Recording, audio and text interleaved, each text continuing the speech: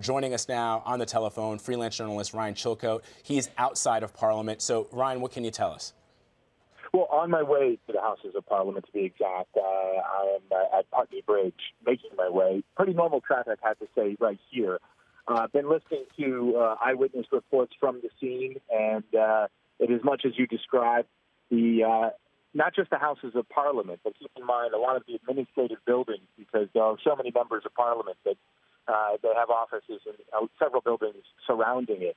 Those buildings are all still in lockdown at this point. We just heard from a member of Parliament saying how fearful they were when it all began because no one was really sure what was going on. They've been told to stay put. That is the message that is being delivered to people in the Houses of Parliament over a loudspeaker right now. Of course, all this taking place after this attack. It's like you've said, it appears that it was an individual driving a car. For lack of a better way of putting it, drove into a crowd of people, mowing down at least several. He then appears to have gotten out of the car, challenging a policeman with a knife, at which point he was shot. Just about 5 minutes ago, we learned that the alleged assailant was being loaded into an ambulance. There is apparently an air ambulance on the scene as well. In addition to many, many, many paramedics, the whole square, Parliament Square that surrounds the Houses of Parliament, really choked right now with ambulances as they attend to what appears to be several casualties on site. And so where you are right now, can you tell us exactly what you're seeing in terms of police presence, in terms of the activity that you may be seeing that gives any more indication as to what is actually happening? Yeah, no, very, I'm probably about a mile and a half away at this point, and it is a very normal-looking day here in London, as is often the case with terrorist attacks. You don't get too much increased security, in the direct aftermath, and this is a very localized event. I can tell you, I was just at the Houses of Parliament inside doing some reporting last week, and the area where this attack took place has a very, by London standards, robust police presence. And by that, what I mean is there are actually armed men standing out in the street, police officers with weapons, which is, like in many countries around the world, not something you see in the UK very often. But they're right there, right at the foot of Westminster Bridge, right near where this attack took place, because they are effectively guarding all of these government buildings there. So this attack really took place in the most secure part of London. But we shouldn't be surprised, I guess, that having said that this has happened, because after all, we see several attacks involving vehicles like this, haven't we, in Europe? And it's very, very difficult to guard against.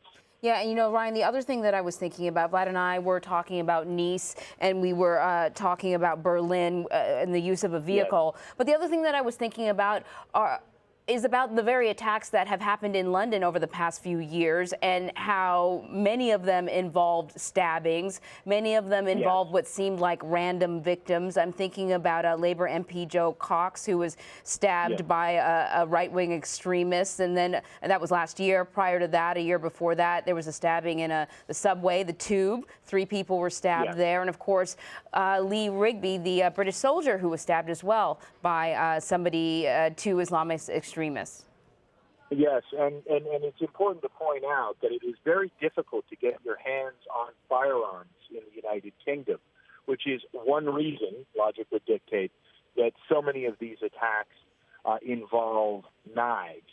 Whether you're talking about street crime or terrorist attacks, knives are usually involved, and that's one of the reasons why the casualty numbers tend to be much lower than you would see in other cities. The United States comes to mind as part of that. Now, using a car, however, is still a very effective way.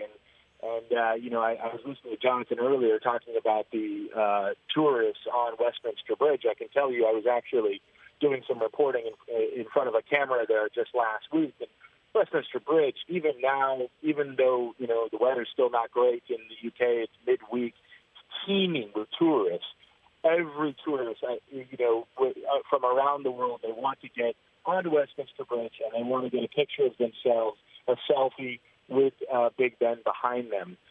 And that appears to be the exact area that this assailant has attacked with his vehicle. Very difficult to navigate Westminster Bridge as a tourist or just somebody who's trying to, make their commute home without weaving around people. Even now, that's what I saw just last week working there. There are so many people, all of them, really, they come here to London, they come to the Houses of Parliament. It's a journey that I think people from around the world, not just Europe, the Middle East, Africa, Asia, come to make because they want that picture of them there. They want to look at the House of Parliament on Downing Street, which is just down the road, the London Eye. And Ryan, give us a sense. We know, obviously, that Europe and the entire world, in fact, is always on heightened alert because of the fear of terrorist attacks. We know from Jonathan Vigliotti's reporting that the Metropolitan Police had been doing some training exercises, and they probably do them on a fairly regular basis to plan for such an attack. As you point out, it is very difficult to prevent an attack using a vehicle because, in theory, every vehicle is a weapon. But what are some of the training methods that the Metropolitan Police has used in the past, and how has that heightened state of awareness, that heightened state of readiness translated into what people see on the streets of London? People are very, in this country, very cognizant of, they're very aware of bomb threats. Part of the unique experience of the United Kingdom is, sort of before we saw a lot of the terrorism beginning in 2001, there was, the IRA in this country was very active. And people, when you travel around London, are very aware when they see a bag that has been left attended, for example. You hear reminders on the tube, on the subway, the tube as they call it here, to report anything suspicious, bags that have been left unattended. But, like you were saying with vehicles, difficult to prevent. Usually the only way to do it is if you have a physical obstacle, right, from someone driving off the road into the sidewalk. And in the United Kingdom, the only thing that's really changed in London in the last, let's say, year or two when it comes to that is that they put in a whole bunch of bike lanes. So these are kind of, lanes for bikes that are segregated by, separated from the main road by, let's say, 6 feet of like a sidewalk. But they certainly wouldn't stop a vehicle from moving, but they could slow it down. But you don't really see, a huge police presence. I mean, I was chatting outside of the Houses of Parliament just last week with 2 very armed policemen. And it was, other than the fact that they were carrying assault rifles, it was a very permissive, very friendly environment. I was the most anxious person, I think, there. So it just gives you a sense of how, they're aware of terrorism, they're certainly aware of the possibility of bombing, but it's not something that, people are particularly alarmed about. Yeah, and it's interesting, Ryan. What maybe a lot of people in this country may not realize is that many of, for example, the offices where politicians, including the Prime Minister himself, live and work are very close to where the public actually interacts on a daily basis. I mean, 10 Downing Street is not all that far off from where pedestrians are always walking and going about their daily business. Unlike, for example, here in the United States at the White House, where, although there have been incidences where people have hopped the perimeter fence at the White House, they're not as close to the front door of the White House as you might be at 10 Downing Street, or even in Paris, where the residence and the office of the Prime Minister and the President of France are fairly close to the streets, fairly close to shopping districts. And yet in France, in Paris, you will see a very heavy, almost paramilitary presence by the gendarmerie on the streets of Paris, holding automatic weapons in a lot of locations. Whereas in the UK, in my last visit, rarely saw any of the same kind of physical presence that I saw, for example, in Paris or in Germany, for example. Yeah, exactly. You'll normally see a couple of armed policemen outside of a government building headquarters which, as you pointed out, there are dozens of right in that area. And in the UK, that's remarkable because you don't normally see armed policemen anywhere, except for at the airport, other sensitive areas. Usually the police, when you see them, don't have weapons.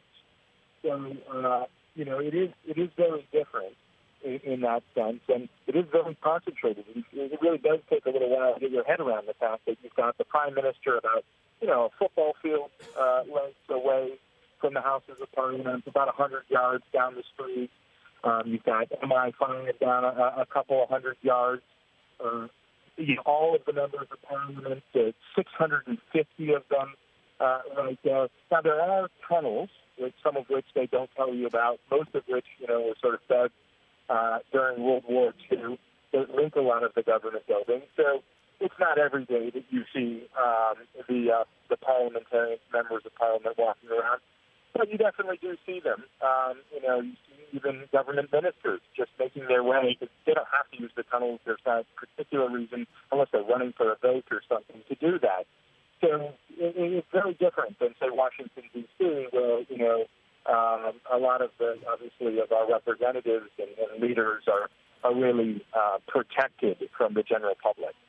Ryan, we're watching some people on video here. It looks like injured people being taken to ambulances or maybe safer areas. And just looking at the Metropolitan Police Twitter feed, they said a couple things here. Please use common sense and restraint in circulating pictures and videos of those who have been injured during this incident. And they're also asking for photos or film of the incident, that if anybody has anything to, hand it over to police. And it occurred to me that they probably have very good surveillance video because unlike it is maybe in New York, there is an extensive camera system in London, correct?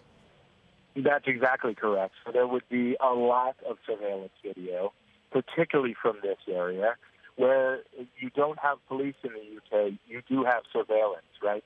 You don't get pulled over by the police for a traffic violation. It's caught on camera and you get the ticket in the mail. And believe me, they're everywhere. So that is definitely a factor. And in addition to that, what I would point out is, of course, everyone there has a smartphone in this area.